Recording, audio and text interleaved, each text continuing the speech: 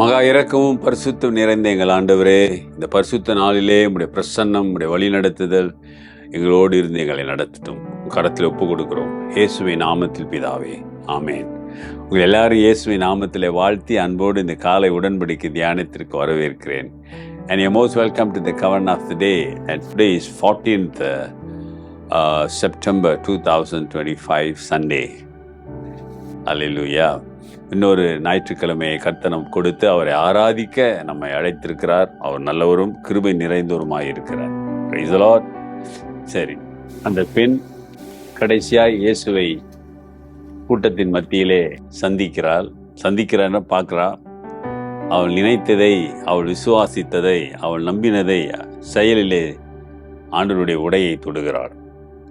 தொட்டதினாலே அவள் குணமாகிறதை அவள் உணர்கிறாள். ஏன்னா அத்தனை வருஷம் இருந்ததில்ல, இப்போ அவளுக்கு அந்த மாற்றத்தை, அவளால் சரீரத்திலே மாற்றத்தை, உடலே அந்த மாற்றத்தை உணர முடிகிறது. அப்படி உணர்ந்து அவர் ஆச்சரியப்பட்டு கொண்டு இருக்கும்போது ஒரு சத்தம் வருகிறது. என்ன சத்தம் தெரியுங்களா? அதுதான் நீங்கள் பார்க்க போகிறோம். மார்க் 5ஆம் அதிகாரம் 30வது வசனம். Mark chapter 5 verse 30. உடனே இயேசு தம்மிடத்திலிருந்து வல்லமை புறப்பட்டதை தமக்குள் அறிந்து ஜனக்கூட்டத்துக்குள்ளே திரும்பி, என் வஸ்திரங்களை தொட்டது யார் என்று கேட்டார்.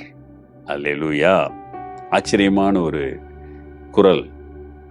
Jesus immediately, knowing in himself that the power had gone out of him, turned around in the crowd and said, "Who touched my clothes?"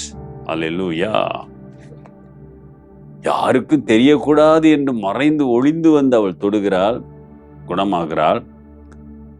ஆனால் இங்கு இயேசுவுக்கு தெரிகிறது, யாரோ என்னை தொட்டு இருக்கிறார்கள், என்னை தொட்டதனாலே என்னுடைய வல்லமை அவர்களுக்குள்ளே கடந்து சென்று அவர்களுக்கு சுகத்தை கொடுத்திருக்கிறது, கடந்து சென்றிருக்கிறது.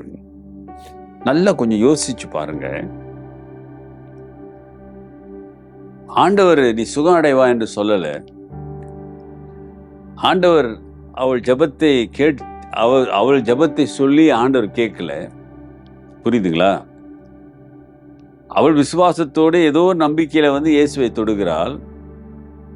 ஆனால் ஆண்டவருடைய வல்லமை புறப்பட்டு செல்லுகிறதாக நாம் பார்க்கிறோம்.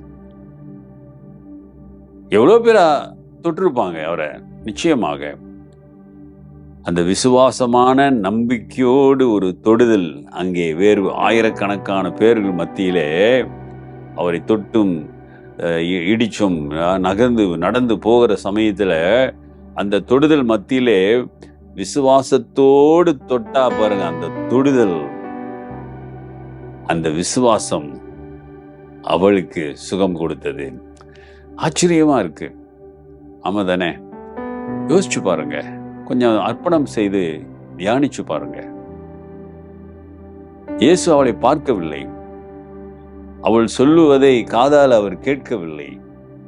ஆனால் அவருடைய விண்ணப்பம் செயலிலே வரும் பொழுது அங்கே அந்த செயல் வெற்றி பெறுகிறதை பார்க்கிறோம்.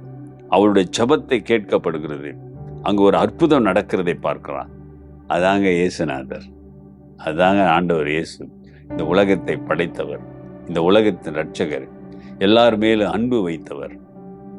அவர் என்ன செய்யறாரு?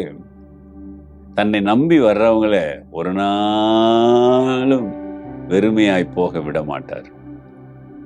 நீ விசுவாசித்தால் தேவனுடைய மகிமையின் காண்பா என்று சொன்ன ஆண்டவர், அந்த மகள் தன் பாடுகள் மத்தியிலே, நம்பிக்கை இழந்த மத்தியிலே இயேசுவை நம்பி வந்து தொட்டா, அவளுடைய விசுவாசத்தோடு தொட்டா, அருமையானவர்களே, ஆண்டோடைய மகிமையை கண்டார்.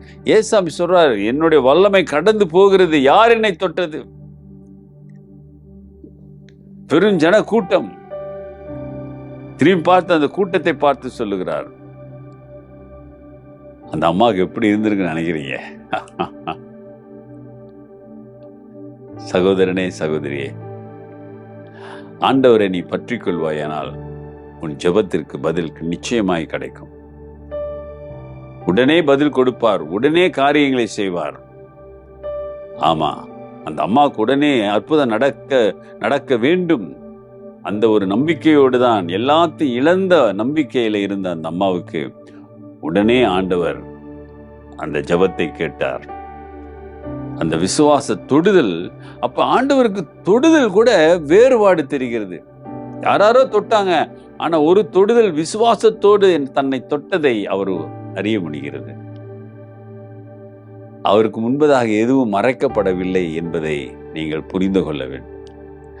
நம்ம எவ்வளவுதான் போலியான வேஷம் போட்டு என்ன பண்ணாலும் ஆண்டவருக்கு தெரியுங்க. மனிதன் ஏமாந்து போவான், ஆமா தானே? ஆனா ஆண்டவர் ஏமாற மாட்டாரு, ஏமாற்றவும் முடியாது அவரை. ஏன்னா அவருக்கு தெரியும் தானே, நாம் மண் என்று அவருக்கு தெரியும். நம்ம தான் அதை மறந்து போயிடுறோம். மறந்து போய் என்னென்னவோ பண்ணிட்டு இருக்கிறோம். ஒப்பு கொடுங்க. கர்த்தர் உங்கள் ஜெபத்தை நிச்சயம், நீ விசுவாசத்தோடு முழு நம்பிக்கையோடு அவர் சமூகத்தில் வந்து ஜெபிப்பாயானால் நிச்சயம் ஆண்டவர் பெரிய காரியங்களை உனக்கு செய்வார். உன் கண்ணீரை மாற்றுவார். உன் பிரச்சனையிலிருந்து உனக்கு பெரிய விடுதலையை கொடுப்பார். ஜெபிப்போம். நல்ல ஆண்டவரே, இந்த கால வேளைக்காக நன்றி. இந்த பரிசுத்த நாளிலே உம்முடைய வார்த்தையை கேட்டு ஒப்பு கொடுக்கிற பிள்ளைகள் மீது உம்முடைய வல்லமை கடந்து செல்லட்டும் ஆண்டவரே. அவர்களுடைய நம்பிக்கையை, விசுவாசத்தை பலப்படுத்துங்க. என் ஆண்டவராலே எல்லாம் முடியும் என்று விசுவாசித்து ஆண்டவரே உமக்கு மகிமையாய் சாட்சியாய் வாழ உதவி செய்யுங்க. பொறுப்படுத்திக் கொள்ளுங்க. இயேசுவின் நாமத்தில் பிதாவே, ஆமேன். நமது ஆண்டவராகிய இயேசுவினுடைய கிருபை, பிதாவின் அன்பு, பரிசுத்தாவின் ஐக்கியம் உங்களோடு இருந்து உங்களை ஆசீர்வதித்து காப்பதாக.